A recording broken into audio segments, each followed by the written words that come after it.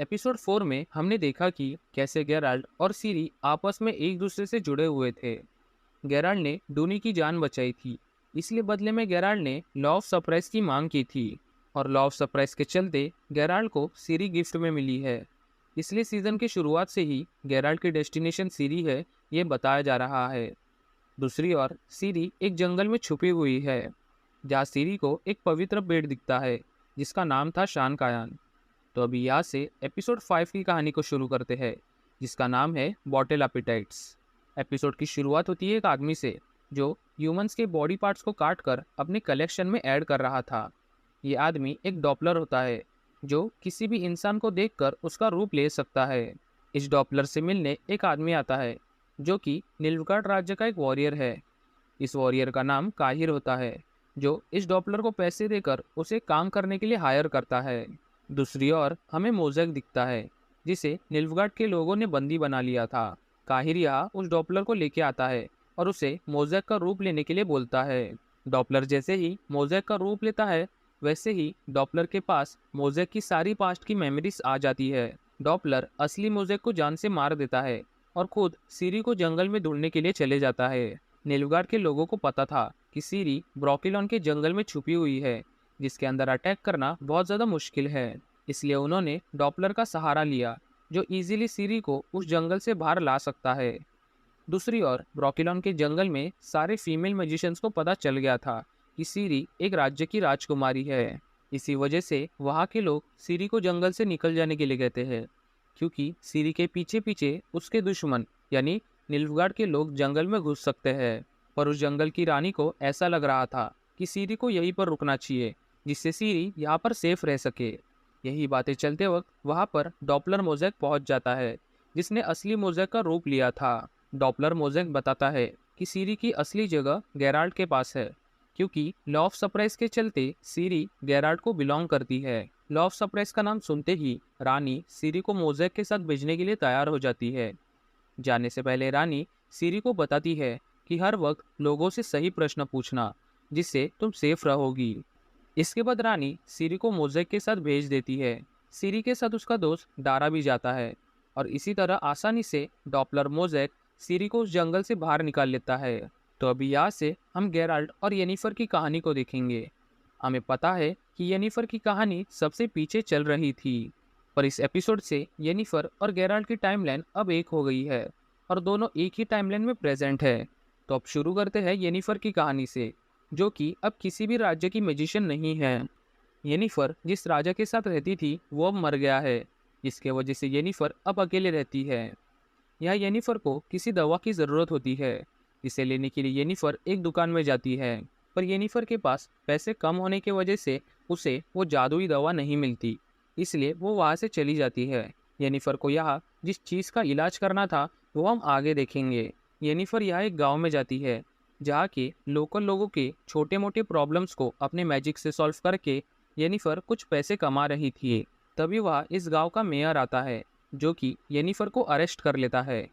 Jennifer जो काम कर रही थी उसका टैक्स येनिफर मेयर को नहीं दे रही थी, जिसके वजह से उस गांव का मेयर उसे अरेस्ट कर लेता है। येनिफर उस मेयर के घर पे फ्रीली रह रही थी और तभी येनिफर से मिलने उसकी स्कूल टीचर टिसाय आती है। टिसाय के बातों से हमें पता चलता है कि येनिफर सब कुछ छोड़कर अपने अलग ही मिशन पे निकल गई है।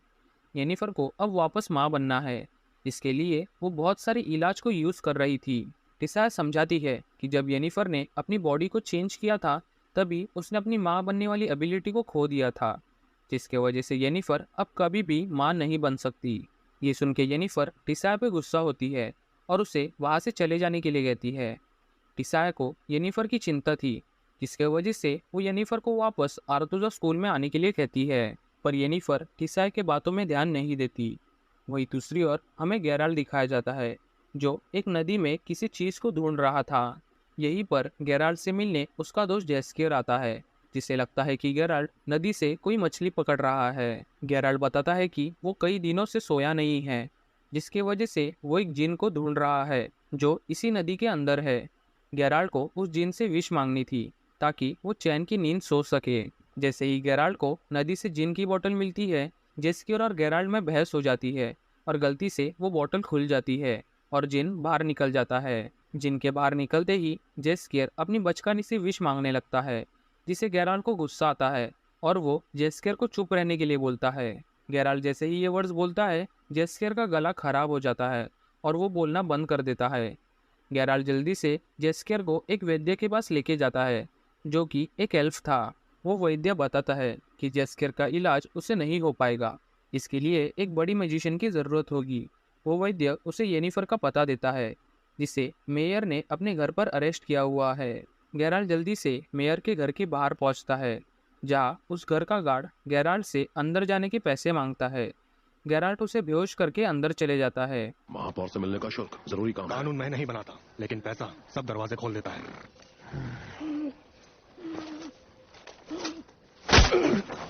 खुल गया दरवाजा। अंदर उसे मेयर बिना कपड़ों के दिखता है, जो कि येनिफर का गुलाम बन चुका था। येनिफर, जो कि इस घर में अरेस्टेड थी, उसने अपने मैजिक से सभी को वश में कर लिया था और इस घर में फ्रीली रहने लगी थी। यह येनिफर और गेराल्ड पहली बार मिलते हैं और गेराल्ड यहाँ अपने दोस्त जेस्कियर के लिए उससे हेल्प मांगता है। येनिफर को जैसे ही पता चलता है कि जेस्कियर पर जिन ने अटैक किया है, वैसे ही उसे एक आइडिया आता है। येनिफर अपने मैजिक से आसानी से जेस्कियर को ठीक कर लेती है और उसके बदले में उसे गेराल्ड के साथ नहाना था। नहाते वक्त गेराल्ड और येनिफर दोनों यहाँ अपने अपने बचपन की बातें करते हैं, जिससे हमें ये पता चलता है कि दोनों की स्टोरी में बहुत सारी चीज़ें कॉमन हैं। गेराल्ड इसके बाद जेस्कियर के रूम में उसे देखने के लिए जाता है, जहाँ पे उसे एक सिंबल दिखता है, जिससे गेराल्ड समझ जाता है कि येनिफर अपने मैजिक से जिन को कंट्रोल करना चाहती है। येनिफर को लग रहा था कि जिन का मालिक जेस्कियर है और जेस्कियर की लास्ट विश मांगते ही येनिफर जिन को अपने बॉडी में बुला लेगी। येनिफर जिन को अपने बॉडी के अंदर बुलाकर उसका वेसल बनना चाहती थी, जिससे येनिफर जिन से जो चाहे वो काम करवा सकती थी।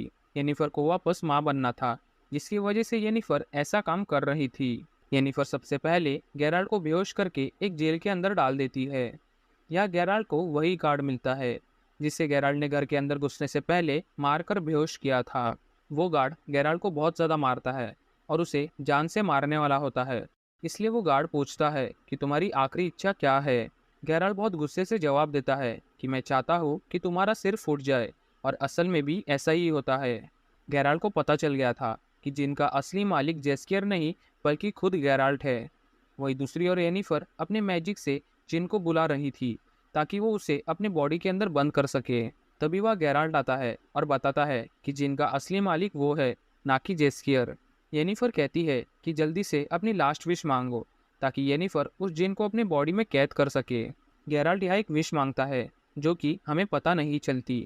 विश मांगने से पहले जिन बहुत ज़्यादा पावरफुल हो गया था और वो येनिफर की बॉडी के अंदर बहुत सारे डेंजरस चेंजेस कर रहा था। पर गेराल्ड जैसे ही अपनी आखिरी विश मांगता है, वैसे ही जिन येनिफर की बॉडी को छोड़कर आज़ाद हो जाता है।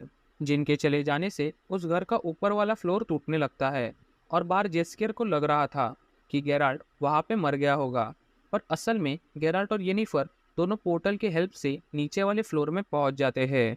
येनिफर गेराल्ड को बहुत चिल्लाती है क्योंकि गेराल्ड की वजह से वो जिन भाग गया था। गेराल्ड समझाता है कि जिन हमेशा आज़ाद रहना पसंद करते हैं और अगर उसको तुम कैद कर लेती तो वो तुम्हें ही मार देता। दोनों यहाँ एक दूसरे से थोड़ी बातें करते हैं और फिर थोड़ी देर बाद उसी हालत में फिजिकल भी होते हैं। ये सारा नज़ारा जेस्कियर बाहर से देख रहा था और यहीं पर यह एपिसोड ख़त्म हो जाता है। अगर आपको वीडियो अच्छी लगी हो तो वीडियो को लाइक और चैनल को सब्सक्राइब कर देना। मिलते हैं अगले वीडियो में, तब तक के लिए this is movies mind signing off.